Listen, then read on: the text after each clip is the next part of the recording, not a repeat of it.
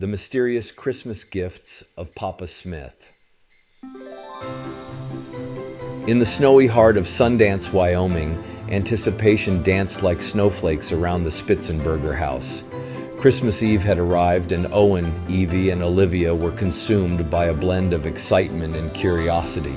Their letters to Santa were tucked safely under the twinkling tree, but their minds were fixated on the enigmatic gifts their Papa Smith had promised. As the siblings huddled by the crackling fireplace, Papa Smith regaled them with tales of his mischievous youth and daring adventures. Every creak of the old house and howl of the wind added a delicious shiver to their anticipation. Suddenly, a thunderous crash from the chimney jolted them from their cozy reverie. Eyes wide with wonder, they watched as a pair of soot-covered boots descended from the dark flue.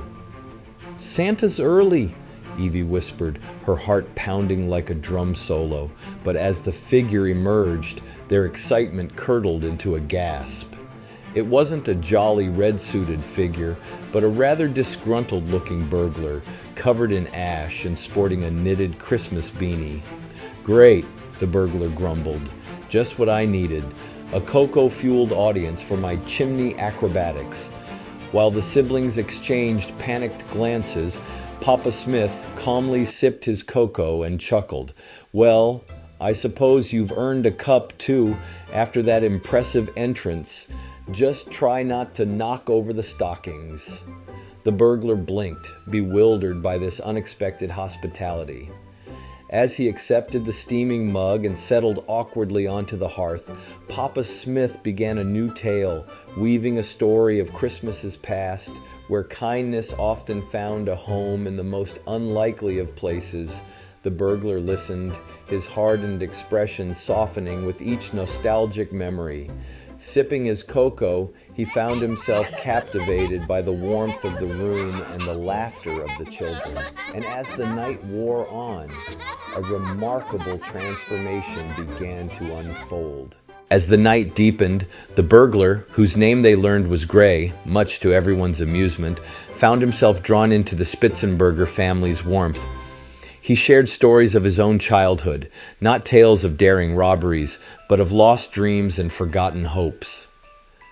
Papa Smith listened with a quiet understanding, and the children found themselves feeling a strange kinship with this unlikely guest. Suddenly, a commotion erupted outside. Flashing lights illuminated the snowy yard as a police car screeched to a halt. Papa Smith calmly peered out the window and chuckled. "Well, looks like your ride's here, Gray. But before you go, I believe I have one more gift to give." He retrieved a dusty wooden box from the attic and presented it to Gray. Inside lay an exquisite set of antique lockpicks crafted with intricate detail. "These were my father's," Papa Smith explained. "He was a locksmith, you see, but he always said the most important locks to open are the ones in our hearts." Gray's eyes widened, and for the first time they saw a glimmer of tears. I don't know what to say," he stammered. "No one's ever given me anything like this." "Consider it an investment in a new career path," Papa Smith winked. "One with a bit less jail time involved." Amidst laughter and a few heartfelt tears, Gray surrendered to the police, promising to consider Papa Smith's words. As the squad car pulled away, the children watched with a mixture of relief and newfound understanding. That night, as they drifted to sleep, the siblings realized Papa Smith's gifts had been far more profound than anything they could have unwrapped from beneath a tree. They had learned the power of compassion, the beauty of second chances, and the unbreakable bonds of family, even those forged in the most unexpected of circumstances. And as for Gray, he found himself staring at the lockpicks in his cell, a whisper of hope echoing in his heart. Perhaps this Christmas he could finally unlock the door to a new beginning. Merry Christmas to all with love.